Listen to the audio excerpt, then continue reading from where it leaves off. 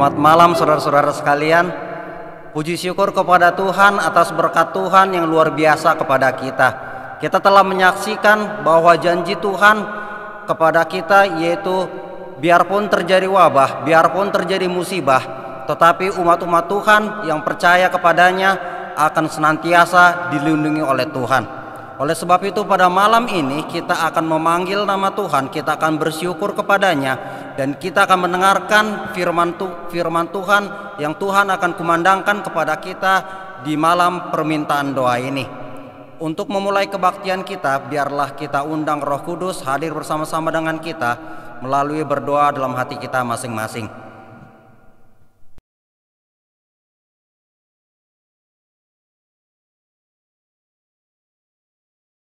Yesus adalah sahabat kita yang setia, bahkan yang paling setia. Oleh sebab itu kita akan memuji Tuhan, kita akan menyanyi dari Logus Sion nomor 116, Aku Ada Sahabat. Logus Sion edisi lama 116.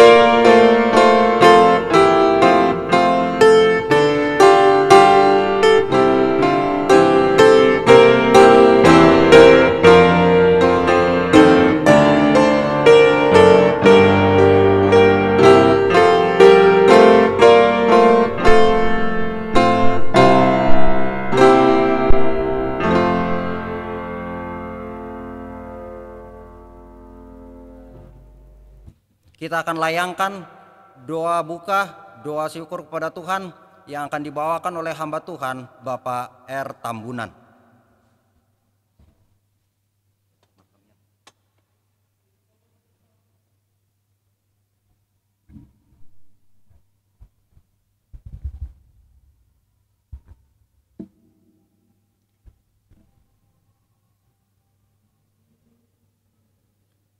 Baiklah, mari kita satukan hati kita, kita berdoa. Bapa kami yang bertahta di surga, Allah kami yang penuh kasih kemurahan, pada malam pertengahan minggu ini Tuhan, di dalam ibadah permintaan doa, kami datang menghampiri tahta-Mu yang kudus untuk mengucapkan syukur dan terima kasih kami, karena Tuhan telah pimpin kami sepanjang setengah minggu bekerja yang telah kami lalui. Dan pada malam permintaan doa ini Tuhan telah sertai dan berkati kami hingga kami boleh datang bersekutu untuk boleh memuliakan Tuhan. Bapa kami di surga, biarlah kiranya Tuhan ibadah kami ini boleh berkenan di hadapan-Mu, dan bila mana kami Tuhan boleh mendengarkan firman-Mu yang kudus, boleh dimateraikan di dalam hati dan pikiran kami, supaya kami boleh diteguhkan di dalam iman dan kami boleh tetap setia di hadapan Tuhan.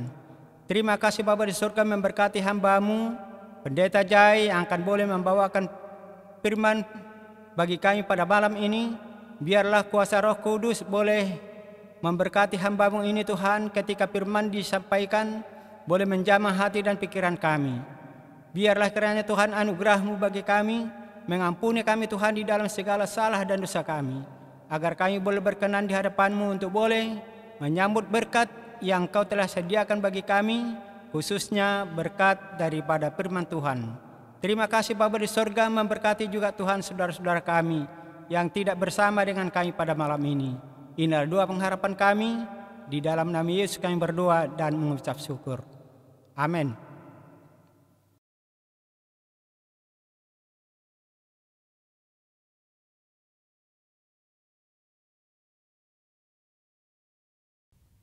Sesungguhnya firman Tuhan itu adalah pelita bagi kaki kita dan terang bagi jalan kita.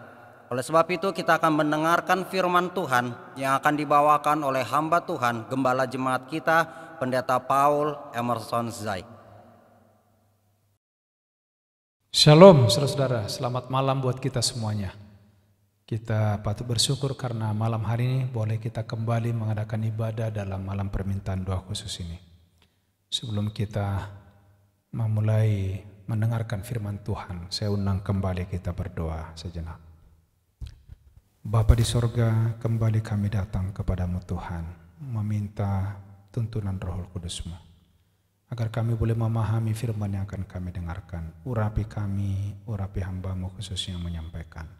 Di dalam nama Yesus kami berdoa dan mengucap syukur. Amin.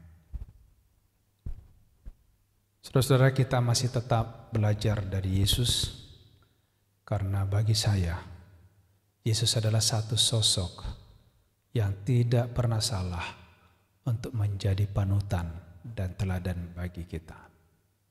Malam hari ini, saya rindu berbagi, yaitu dengan judul Undang-Undang Kerajaan yang Baru. Hari itu, Hari Raya Paskah sudah dekat. Dan sekali lagi Yesus kembali ke Yerusalem. Sekarang dia dengan langkah yang penuh semangat menuju ke tempat korban. Sementara di pihak lain ada perasaan terpendam, kesangsian, ketakutan yang menimpa murid-muridnya. Kristus memanggil ke-12 murid ini dengan tegas daripada biasanya. Ia memberitahukan kepada mereka bahwa akan terjadi satu pengkhianatan terhadap dirinya serta penderitaan yang berat.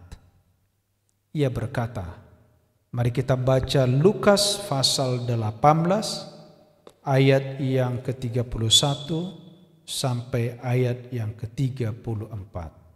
Lukas pasal 14. Apa firman Tuhan katakan kepada kita pada malam hari ini? Ayat 31.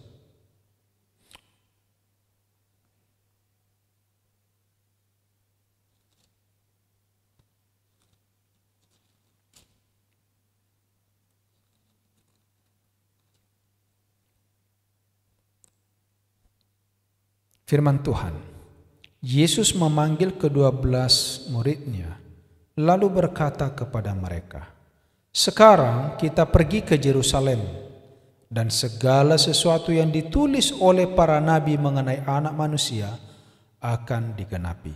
Sebab ia akan diserahkan kepada bangsa-bangsa yang tidak mengenal Allah, diolok-olokkan, dihina, diludahi, dan mereka menyesah dan membunuh dia. Dan pada hari yang ketiga ia akan bangkit. Ayat 34. Akan tetapi mereka sama sekali tidak mengerti semuanya itu. Arti perkataan itu tersembunyi bagi mereka, dan mereka tidak tahu apa yang dimaksudkan. Saudara-saudara yang kasih dalam Tuhan, 3,5 tahun sudah Yesus bersama-sama dengan murid-muridnya. Setiap hari mereka melihat pelayanan Yesus.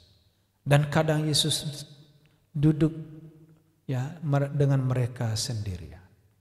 Lalu menceritakan apa yang akan terjadi terhadap dirinya. Tetapi sekalipun itu pekabaran sering disampaikan, sekalipun itu rencana yang akan terjadi kepada Yesus diutarakan, hati mereka tertutup, saudara. Pikiran mereka tertutup. Kenapa? Karena mereka pikirkan bukan apa yang dipikirkan Yesus. Mereka terbawa selalu kepada satu angan-angan bahwa mereka akan menjadi perdana menteri Yesus. Karena Yesus mau dielukan menjadi raja di atas dunia ini. Saudara yang kasih dalam Tuhan, itulah sebabnya mereka tidak mengerti sama sekali apa yang dikatakan oleh Yesus pada saat itu kepada mereka. Saudara-saudaraku, belum lama berselang, mereka sudah berkhotbah di mana-mana bahwa kerajaan sorga sudah dekat. Bukankah Kristus sendiri yang menjanjikan bahwa banyak orang akan duduk dengan Abraham, dengan Ishak dan Yakub dalam kerajaan Allah? Bukankah Yesus yang telah menjanjikan bahwa semua orang yang telah meninggal segala sesuatu karena namanya akan mendapat 100 kali lipat dalam hidup ini? Bukankah Yesus yang telah memberikan kepada ke-12 murid itu satu janji istimewa tentang kedudukannya yang tinggi, penuh kehormatan di dalam kerajaan Allah? Saudaraku yang kekasih dalam Tuhan, Yesus menegaskan bahwa segala sesuatu yang ditulis oleh nabi-nabi mengenai Dia akan digenapi. Dan bukankah nabi-nabi telah menubuatkan kemuliaan pemerintahan Mesias? Itulah yang mereka dengar selama ini. Dan mereka terfokus dengan itu. Oleh adanya buah pikiran ini, perkataan Yesus tentang pengkhianatan terhadap Dia, aniaya, kematian menjadi samar dan kabur di pikiran mereka. Saudara-saudaraku, kesulitan-kesulitan apapun yang menghalanginya, mereka percaya bahwa kerajaan itu segera akan didirikan. Ini Yesus sendiri sedang fokus untuk melihat penderitaan sebentar lagi di Yerusalem. Murid-murid ini sedang fokus bahwa mereka akan menjadi orang hebat sebentar lagi, dielulukan di antara orang banyak. Enggak nyambung, saudara-saudara. Bertolak belakang.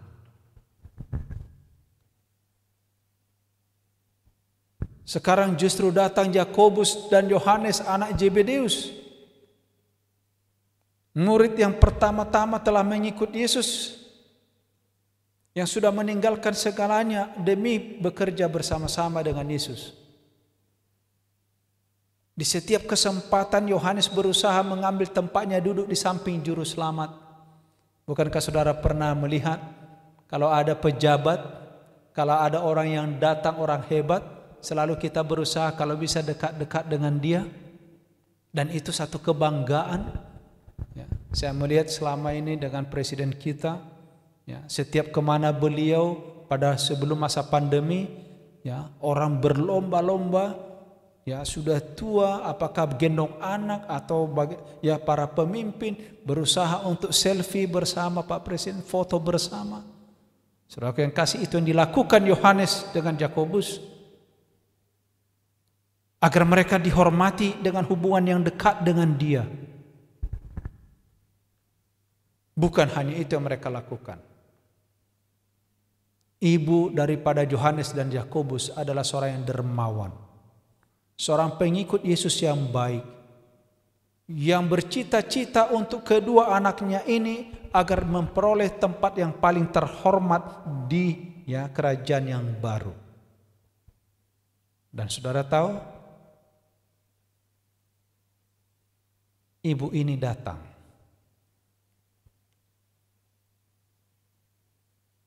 di hadapan Yesus, membawa Yakobus dan Yohanes. Di dalam Matius pasal 20 diceritakan ayat 21 Pada waktu ibu ini bersama Yakobus Yohanes datang, Yesus bertanya, "Apa yang kamu kehendaki aku perbuat bagimu?" Ibu itu menjawab, "Berilah perintah supaya kedua anakku ini boleh duduk kelak di dalam kerajaanmu, yang seorang di kanan, yang seorang di kiri." Luar biasa, saudara. Ibu Yakobus dan Yohanes begitu antusias dan mempunyai keyakinan karena dia adalah seorang pengikut Yesus yang baik, yang dermawan.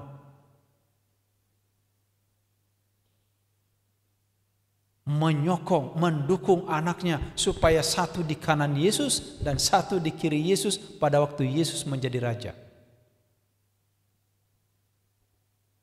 Lalu apa jawab Yesus? "Dapatkah kamu meminum cawan yang harus kuminum dan dibaptis dengan baptisan yang harus kuterima?" Ayat 22, jawab mereka, "Kami dapat."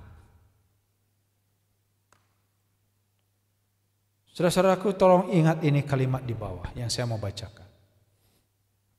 Mereka menganggap menjadi satu kehormatan yang tertinggi untuk membuktikan kesetiaan mereka oleh karena turut ambil bagian dalam segala sesuatu yang akan menimpa Tuhannya.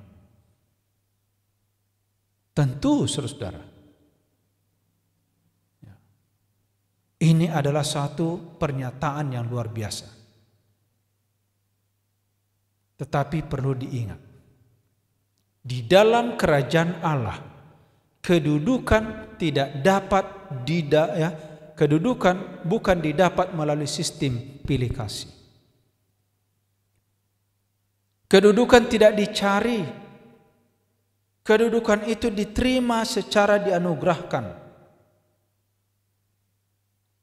Dan kedudukan itu adalah hasil tabiat, bukan karena diminta. Saudara-saudaraku yang kasih dalam Tuhan, Yesus berkata kepada kita semua, kalau mau menang, kalau mau duduk di atas tahta Allah bersama-sama dengan Allah, apa dikatakan? Wahyu 3 ayat 21 dan Wahyu 3 ayat 12. Barang siapa yang menang, 21 dan 22. Barang siapa yang menang, kata Kristus, ia akan kududukan bersama-sama dengan aku di atas tahtaku. Barang siapa menang, ia akan kujadikan soko guru dalam bait suci Allahku, dan dia tidak akan keluar lagi dari situ, dan padanya akan dituliskan nama Allahku dan namaku yang baru. Saudara-saudaraku yang kasih dalam Tuhan, orang yang akan berdiri paling dekat dengan Kristus bukan secara harafiah duduk, tetapi ia adalah orang yang selama di dunia ini yang meminum paling banyak dari roh kasih-Nya, yang telah mengorbankan dirinya, yaitu orang yang tidak memegahkan diri, orang yang tidak sombong, orang yang tidak mencari keuntungan diri sendiri, bukan pemarah dan tidak menyimpan kesalahan orang lain. 1 Korintus 13 ayat 4 dan 5. Jadi kalau saudara mau duduk dekat yang maha tinggi di dalam kemuliaannya, tidak memegahkan diri, tidak sombong, tidak mencari keuntungan diri sendiri, tidak pemarah, dan tidak menyimpan kesalahan orang. Jadi bagi saya, saudaraku, sangat sederhana kalau ada orang masih menyimpan kesalahan orang, kerjanya cari-cari kesalahan orang. Saudara-saudara, apakah engkau layak duduk di sebelah kanan Allah, di tahta Allah? Semoga roh yang berbicara kepada kita pada saat ini. Kalau kita mau merindukan keselamatan saudara, ini bukan hanya sekedar teori, tapi ini adalah perbuatan, kerendahan hati yang harus dilakukan di hadapan Tuhan. Nah, mari kita lihat sekarang undang-undang kerajaan yang baru dengan kerajaan dunia ini. Apakah sama atau tidak? Perhatikan saudara. Kristus sedang mendirikan sebuah kerajaan di atas prinsip yang berbeda. Kenapa? Pada waktu kita mau masuk ke dalam kerajaan yang baru itu, Ia memanggil manusia bukan untuk kekuasaan, melainkan untuk pelayanan. Orang yang kuat menanggung kelemahan orang yang lemah. Jadi saudara bisa lihat ini. Ada yang mau? Apakah ini pilihan di dunia ini? Kalau di dunia ini saudara, kenapa orang berlomba-lomba jadi pemimpin? Karena dia memiliki kekuatan, kekuasa. Ya. Ada tongkat di sana. Kalau untuk hal-hal surgawi bukan seperti itu. Apa dikatakan tadi? Bukan kekuasaan, melainkan pelayanan. Bukan kekuatan, justru menanggung kelemahan orang yang lemah. Itulah yang ditulis dalam Markus 10 ayat 45. Karena anak manusia datang bukan untuk dilayani, melainkan untuk melayani dan memberikan nyawanya menjadi tebusan bagi banyak orang. Saudara-saudara yang kasih dalam Tuhan, prinsip dasar yang digunakan oleh Kristus adalah menggerakkan anggota-anggota sidang untuk menjadi satu tubuh dengan Dia di dalam menyelamatkan orang lain. Jadi kalau kita lihat di sini bertentangan ya, prinsip kerajaan yang baru itu dengan kerajaan dunia. Kalau kerajaan dunia kita lihat di sini di pemerintahan kita, roda pemerintahan dijalankan, semakin tinggi kedudukan orang, semakin dihargai, semakin dikagumi, semakin disegani, tentu penghasilannya juga semakin baik dan lebih banyak orang yang berada di bawahnya. Prinsip kerajaan sorga itu bagaikan ya, piramida yang terbalik. Semakin banyak orang yang bergabung, kita sebagai pemimpin kita semakin di bawah. Berarti tanggung jawab semakin besar. Saudara, ini adalah pelajaran penting kepada kita pada malam hari ini. Perkataan Paulus di dalam 1 Korintus 9 ayat 19, 1 Korintus 10 ayat 33. Mari kita perhatikan. Sungguh pun aku bebas terhadap semua orang. Aku menjadikan diriku hamba dari semua orang. Bukan untuk kepentingan diriku, tetapi untuk kepentingan orang banyak, supaya mereka beroleh selamat. Jadi saudara yang kasih, inilah prinsip kerajaan yang baru, kerajaan sorga. Apa itu? Menjadikan diri hamba untuk orang lain. Dan yang kedua, hidup untuk kepentingan orang banyak supaya mereka beroleh keselamatan. Jadi saudara yang kasih dalam Tuhan, di dalam prinsip kerajaan yang baru, undang-undang kerajaan yang baru yang datang dari Tuhan, tidak seorang pun harus mengendalikan pikiran orang lain, tidak boleh menghakimi orang lain atau menentukan kewajibannya. Allah memberi setiap jiwa kebebasan, bebas berpikir, bebas mengikuti keyakinannya sendiri. Jadi inilah sebenarnya roh ataupun undang-undang dari kerajaan yang baru itu. Dan Kisah pasal 4:32, inilah roh yang memenuhi jemaat yang mula-mula sesudah mereka kecurahan Roh Kudus. Apa itu saudara? Kumpulan orang-orang yang telah percaya itu, mereka sehati, sejiwa, dan tidak seorang pun berkata bahwa sesuatu dari kepunyaannya adalah miliknya sendiri. Pelajaran pada malam hari ini, saya rindu mari kita amalkan, kita hidupkan. Saudara-saudaraku, ada banyak kita mengadakan permintaan yang salah, seperti ibu Yohanes dan Yakobus. Kita merindukan kedudukan, penghormatan di atas dunia ini. Saudara-saudara, sekali lagi tadi kita diajarkan menjadi pengikut Yesus adalah memperhamba diri kepada orang lain. Melayani. Bukan hanya itu, mengorbankan dirinya demi keselamatan orang lain. Jadi saudara, undang-undang dari kerajaan yang baru, kerajaan Allah, adalah hidup melayani, bukan untuk dilayani. Bukan kekuasaan, tetapi pelayanan. Semoga ini menjamah hati kita, sehingga kita punya satu kerinduan, mau melibatkan diri di dalam kerendahan hati, melayani sesama, mengampuni sesama, membawa jiwa kepada Tuhan, menguatkan orang yang lemah, agar mereka boleh berdiri tegak untuk bertemu dengan Bapa yang kita kasihi. Tuhan kiranya memberkati kita. Marilah kita berdoa.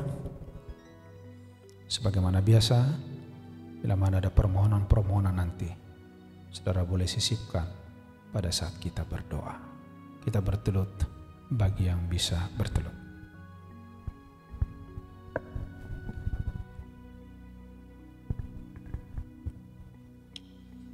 Bapa di sorga, Bapa yang penuh kasih, malam hari ini Tuhan, kami menyadari bahwa kami ada oleh karena kasih-Mu. Itulah sebabnya kami mau datang kepada Tuhan saat ini menyampaikan puji-pujian kami. Kiranya Engkau dengarkan ya Bapa.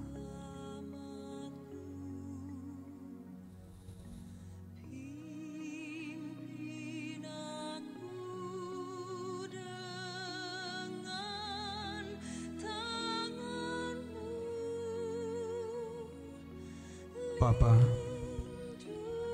kami ada di tanah.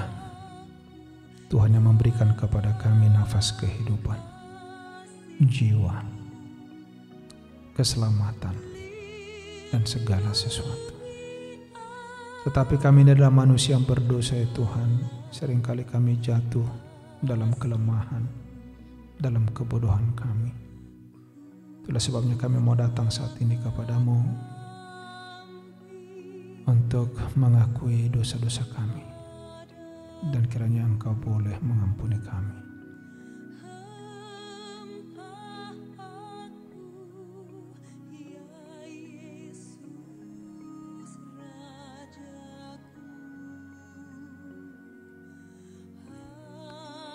Bapa di sorga, saat ini kami datang kepadamu karena Engkaulah Bapa kami yang maha mendengar.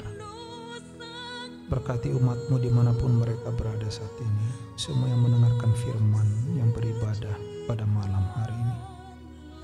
Berkati rumah tangga, suami, istri, anak-anak. Berkati dalam pekerjaan, berkati yang dalam pendidikan. Berkati mereka yang sedang dalam usaha. Kiranya Engkau lipat gandakan berkat berlimpah. Bagi mereka yang sedang bergumul Tuhan, oleh karena mata pencaharian mereka terganggu, ekonomi mereka terganggu. Mungkin ada yang sudah diputuskan hubungan kerja. Tuhan akan campur tangan, tolong mereka ya Bapa. Engkau memberkati semua apa yang mereka jamah menjadi usaha tangan mereka, agar mereka berkelimpahan dalam segala sesuatu. Hamba juga berdoa bagi mereka yang sedang sakit ya Tuhan. Kiranya Engkau ulurkan tangan-Mu yang penuh kesembuhan, berikan mereka kesembuhan yang datang dari Tuhan. Demikian juga mereka yang sedang lemah iman dalam pergumulan apapun, Engkau adalah sahabat kami. Kiranya Engkau menemani mereka ya Tuhan, agar boleh melalui segala pencobaan, segala pergumulan, dan mereka menang, nama-Mu ditinggikan, dimuliakan. Berkati seluruh program jemaat kami, pelayanan kami. Demikian juga memberkati pimpinan kami dalam organisasi ini, dalam mulai dari yang tertinggi sampai ke jemaat. Biarlah kami boleh saling melayani, saling menguatkan menyambut hari Tuhan yang sudah tidak lama lagi. Berkati pemerintah kami ya Tuhan, negara kami ini, biarlah kiranya dalam kendali-Mu senantiasa. Bapa di sorga, mungkin ada juga di antara anak-anak Tuhan yang sedang berdoa saat ini, memiliki kerinduan khusus di hati mereka. Kiranya sendengkan telinga-Mu ya Bapa.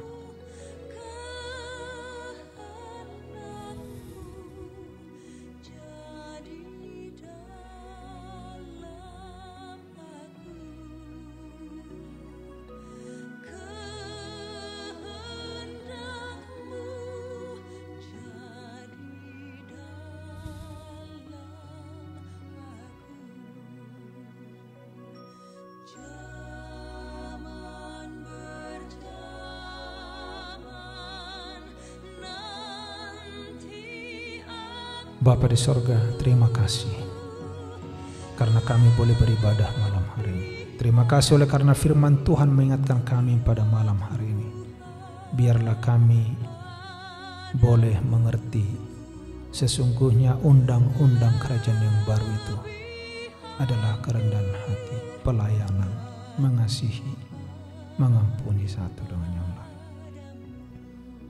Kiranya kasih karunia Tuhan Yesus, kasih Allah Bapa, serta persekutuan Roh Kudus memberkati kami dari sekarang sampai selama-lamanya. Di dalam nama Yesus kami sambut berkat-Mu. Amin. Kita telah mendengarkan firman Tuhan yang begitu luar biasa, yang kita yakin, yang kita imani akan memberikan kekuatan rohani bagi kita, terlebih di dalam menempuh hidup kita di dalam zaman yang sulit ini. Untuk memuji nama Tuhan atas firman yang telah diberikan kepada kita, biarlah kita bernyanyi dari lagu Sion nomor 130. Lagu Sion edisi lama 130, Aku Jadi Milik-Mu.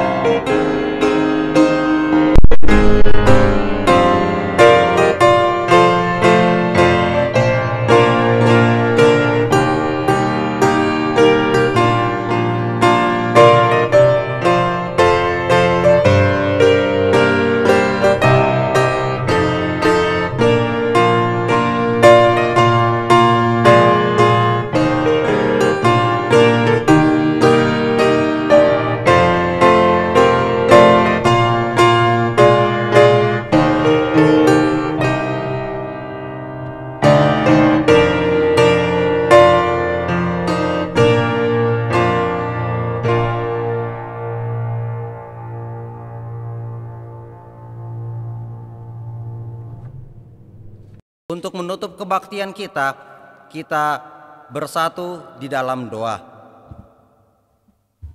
Bapa kami yang bertahta dalam kerajaan surga, sungguh kami puji syukur kepadamu Tuhan atas kekuatan rohani yang Engkau telah berikan kepada kami melalui firman yang telah dibawakan oleh hamba Tuhan Pendeta Paul Emerson Zai.